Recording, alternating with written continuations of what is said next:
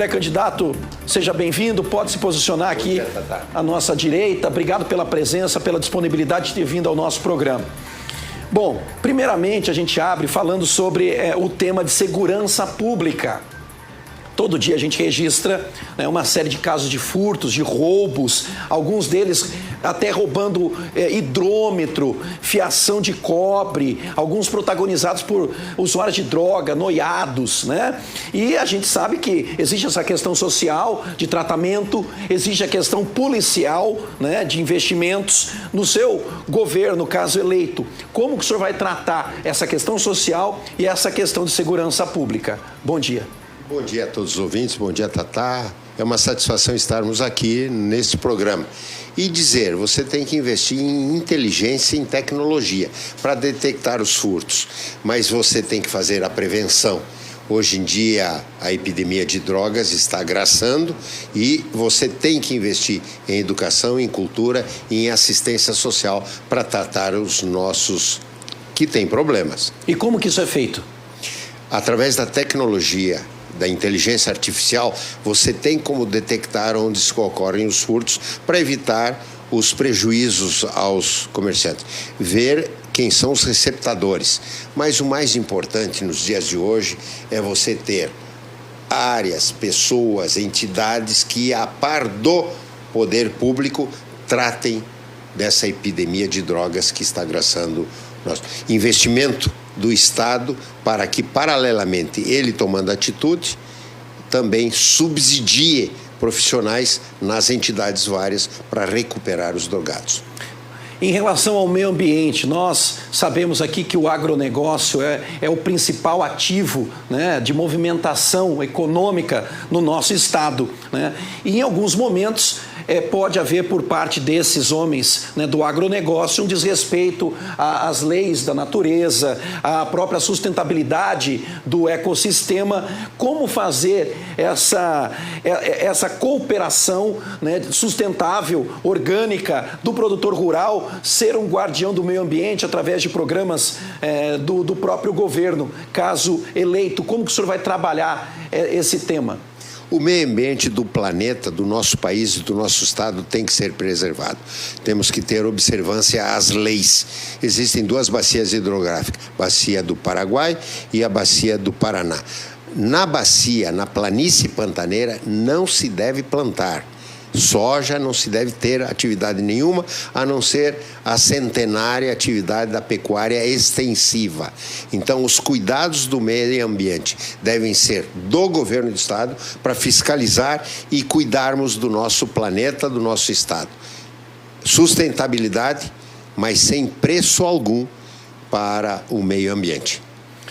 Hoje a gente tem uma questão relacionada às indústrias aqui em Mato Grosso do Sul que tem tido dificuldade para poder trazer para o seu corpo mão de obra qualificada, né? Essa mão de obra qualificada tem se mostrado um dos principais problemas do comércio, da indústria. No governo, caso eleito, como o senhor pretende preparar essa mão de obra, qualificar essa mão de obra, né, para que a gente tenha, né, uma economia e uma indústria funcionando a todo vapor? Parceria entre governo do estado e as prefeituras.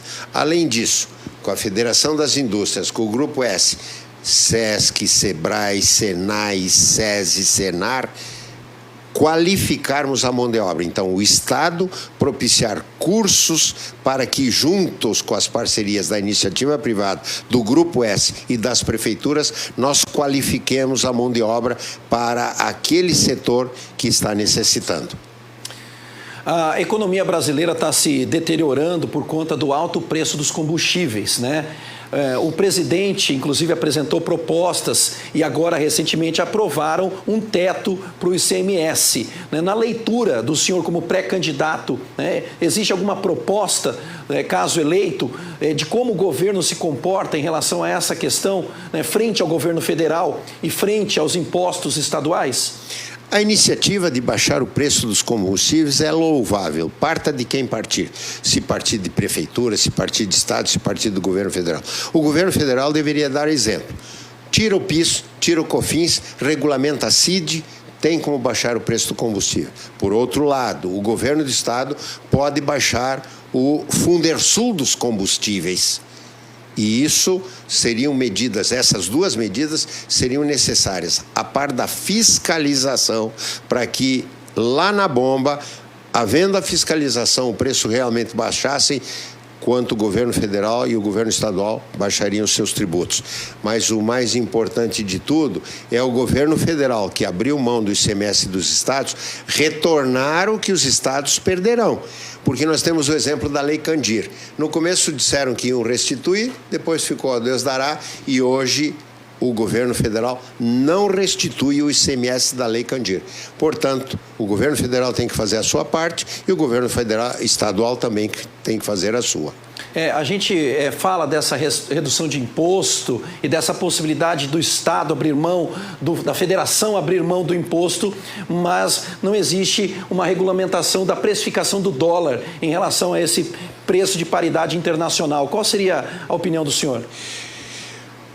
Dizem que o problema está na Petrobras. Petrobras é uma empresa que está visando lucros. Então, os acionistas querem ter lucro. Mas os acionistas começaram a ver que agrediram tanto ao mercado na paridade com o dólar, e nós não vendemos dólar aqui, não negociamos com dólar, não compramos arroz e feijão com dólar.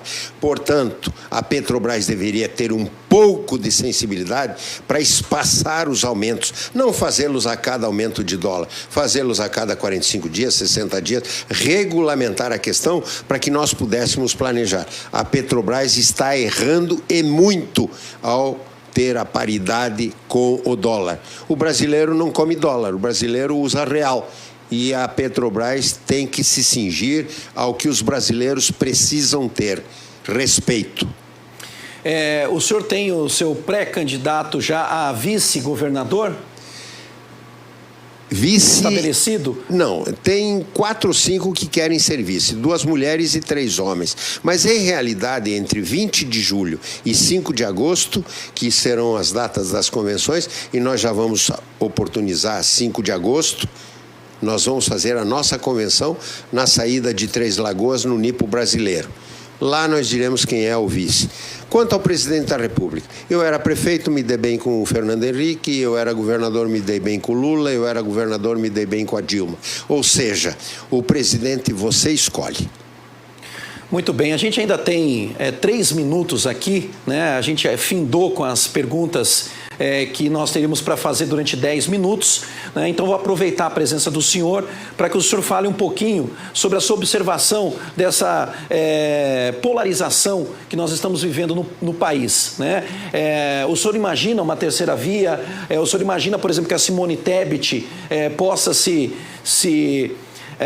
projetar numa possibilidade de candidatura mais sólida? Como o senhor visualiza esse cenário agora das eleições? Eu entendo que é orgulho para Mato Grosso do Sul ter nomes do nosso estado lembrados à presidência da República.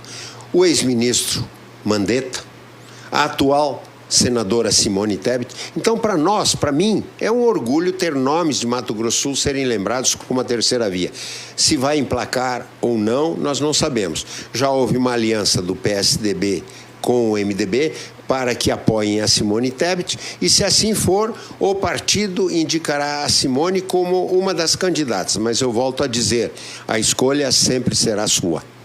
O seu corpo técnico, né, de secretários, como que o senhor pretende trabalhar esses nomes, essas escolhas dessas pastas tão importantes para a gestão? Nós diminuímos o número de secretarias com paridade. 7 mulheres e 7 homens comandavam as pastas no governo do estado. O mesmo ocorreu na prefeitura de Campo Grande. Dos que são antigos, eu tenho andado muito nos municípios e tem 2 nomes, uma mulher e um homem, sendo chamados a todo momento, dizendo que eles deveriam retornar porque foram ultracompetentes. Quem são? Se assim for, na cultura e na ação social, se assim for, na cultura e na ação social, já teria comandados.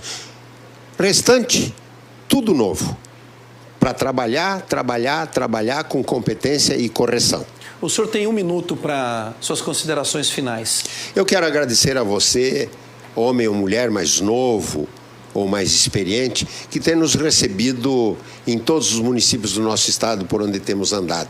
E conclamar para que você, através das minhas mídias sociais, o QR Code do André, as mídias de Facebook, Instagram, Telegram, YouTube, TikTok, André Puccinelli Oficial. No Twitter, Real Puccinelli. E o site do André, andrepuccinelli.com.br, para que você palpite, sugira, diga o que você faria se fosse governador ou governadora no seu município de importante. Qual a sua prioridade? Nós acrescentaremos a sua ideia, a sua opinião no nosso plano de governo. Quero agradecer a presença do senhor, desejar um bom trabalho, desejar que o senhor tenha aí, né, um bom dia. Muito obrigado. Obrigado, Tatá. Obrigado a todos vocês. Um grande abraço a todos.